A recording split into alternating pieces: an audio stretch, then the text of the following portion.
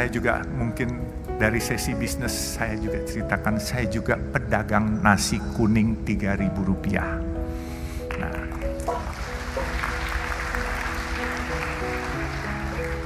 mungkin orang bertanya, kenapa saya dagang nasi kuning Rp3.000? Tadi Pak Kemal nanya, kenapa nggak kasih gratis? Saya beli nasi kuning 10.000, saya jual 3.000. Secara matematika, orang bilang rugi, saya bilang untung. Gitu. Nanti saya ceritain kenapa untung. Saya harus ceritakan juga, tadi bicara dengan Pak Kemal. Kok nggak dikasih gratis saja? Kalau saya kasih gratis, saya memonopoli sedekah itu dan saya memonopoli pahala itu. Tapi kalau saya jual 3.000, saudara-saudara kita yang biasa makan 10.000, dia bisa makan 3.000, dia bisa sedekah buat orang lain yang di bawah dia 3.000 juga, dia mesti save 4.000. Jadi bukan bisnis aja yang nggak boleh dimonopoli, sedekah juga nggak boleh monopoli, pahala juga nggak boleh dimonopoli.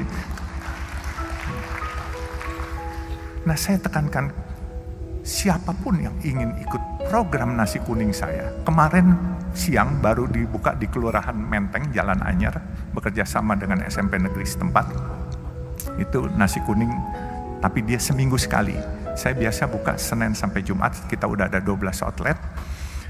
Saya ada di Semarang, di depan markas Tentara Kesatriaan, di Bandung di depan markas Yonsipur, sama di Jalan Banten, situ ada 2. Terus kita ada di Cimanggis, Karawang, dan Jakarta. Jakarta cukup banyak kita.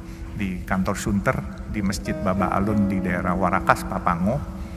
Nah, itu nasi kuning, program nasi kuningnya kita harus beli dari warung setempat. Saya bilang nggak boleh kita masak sendiri, catering sendiri. Selama masih ada warung setempat, kita harus beli dari warung setempat. Ada 5 warung, kita gilir. Hari Senin warung pertama, Selasa warung kedua, dan seterusnya. Mereka tanya, kenapa? Saya bilang, kita mau sedekah. Mereka mau cari nafkah, warung-warung kecil setempat. Kita mau mencari pahala, cari barokah. Mereka mau cari uang buat anak-anaknya sekolah. Kalau mereka jual 10.000, kita di sampingnya jual 3.000. Yang dapat bukan barokah dari mereka, sumpah serapah. Karena mereka tidak bisa bersaing dengan kita. Jadi saya bilang, selain kita membantu kaum duafa, kita harus berdayakan warung setempat, bukan kita matikan. Supaya berkahnya itu kebagian semua. Kaum duafanya kebagian, warung UMKM-nya kebagian. Supaya semua barokah, everybody happy, kitanya pun juga happy.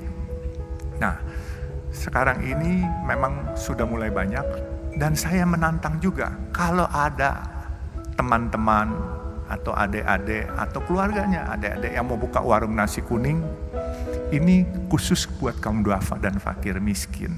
Ini bentuk rasa terima kasih saya. Saya rela subsidiin setiap hari. Bukan mau ria atau sok-sokan, bukan. Tapi saya berterima kasih kepada Allah atas rezeki yang diberikan. Saya dari pedagang asongan, anak jalanan, sampai saya jadi hari ini. Saya pasti ini ada rahasia Allah yang dititipkan kepada saya. Dan rezeki orang banyak dititipkan pada saya. Ini bukan saya punya. Saya bersyukur itu 6 Februari 2018 warung itu saya buka. Saya cuman kasih 100 juta, warung itu sudah 2 tahun. Dan duitnya malah surplus. Sedekah saya mau lebih pun, saya rencananya 1.000 porsi per hari. Subsidinya itu kalau 10.000 saya jual 3.000, subsidi 7.000, berarti 7 juta satu hari. Untuk 250 hari kerja, saya siapkan 1.750.000.000 untuk mensubsidi. Tetapi uang itu tidak pernah terpakai. Inilah yang dikatakan waktu itu oleh guru saya dan ayah angkat saya juga, yaitu almarhum Buya Hamka. Fastabikul khairat, kalau kamu mau berbuat kebaikan di jalan Allah, pasti Allah cariin duitnya. Padahal saya mau keluar duit sendiri. tapi dicariin duitnya. Nah sekarang ini warungnya udah ada 12, di Banjarmasin juga ada, dan warung itu memang kita khususkan buat kaum duafa dan fakir miskin, dan kita beli dari warung setempat, dan tidak boleh dibungkus bawa pulang, harus makan di tempat. Karena apa? Kita sadar masyarakat kita masyarakat yang kreatif dan pinter. Kalau dibungkus ntar dijual 6.000, mereka cari untung di situ. Jadi harus makan di tempat. Jadi nggak boleh dibungkus dibawa pulang. Kecuali makanan ini tidak habis, kami bungkus, kami bagiin ke lampu merah, kasih gratis, nggak dijual. Jadi mungkin nasi kuning sudah, bisnis sudah, dan saya tantang siapa yang mau buka nasi kuning, ayo, yang mau ikut gabung di perusahaan, ayo, ya kan.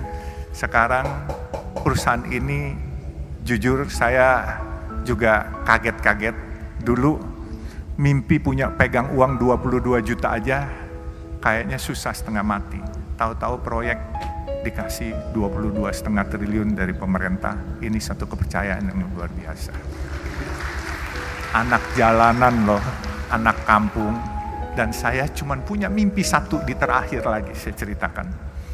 Mimpi saya baru terrealisasi 3. Mimpi saya adalah membangun tempat ibadah buat umat Islam, kebenaran agama Islam. Membangun masjid atau musola sampai 1.000 biji. Ya. Saya baru 3. Maaf, saya bikin masjid yang oriental look. Bentuknya Chinese look. Itu bukan apa-apa. Saya ingin menyebarkan syiar berdakwah. Kebenaran saya keturunan Tionghoa, jadi saya ingin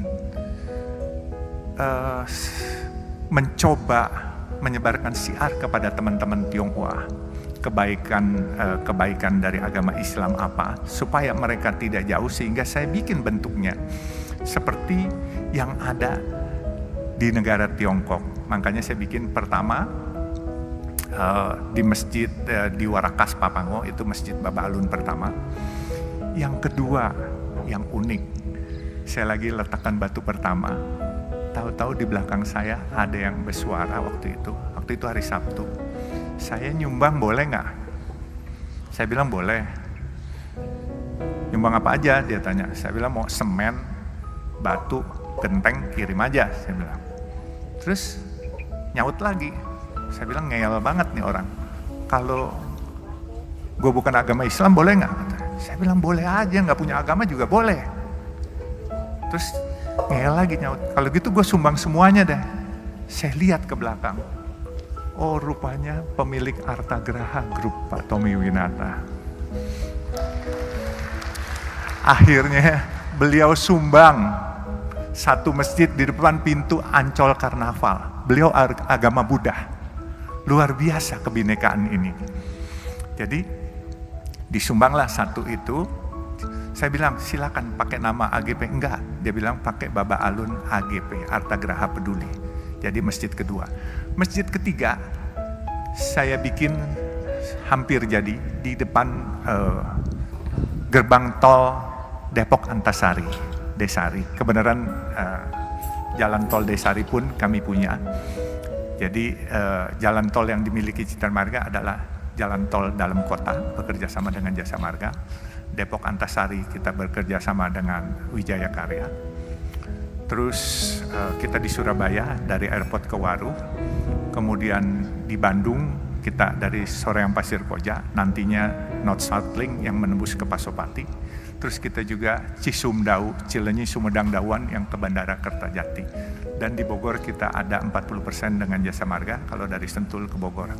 Jadi alhamdulillah kegiatan tol ini cukup menarik dan cukup kita bisa mengikuti program Bapak Presiden menggalakkan infrastruktur. Jadi sekali lagi inilah anak jalanan, pedagang asongan, tapi karena Allah mau apapun kun fayakun, bisa jadi apa saja. Seperti tadi dikatakan Bapak yang bicara tadi bahwa jangan sombong. Itu penting. Bukan hanya jangan sombong. Harus selalu merasa iba atas kekurangan dan kebutuhan orang lain yang belum tercukupi. Insya Allah rezeki itu datang bagaikan tsunami. Benar-benar, ini saya sudah alami sendiri.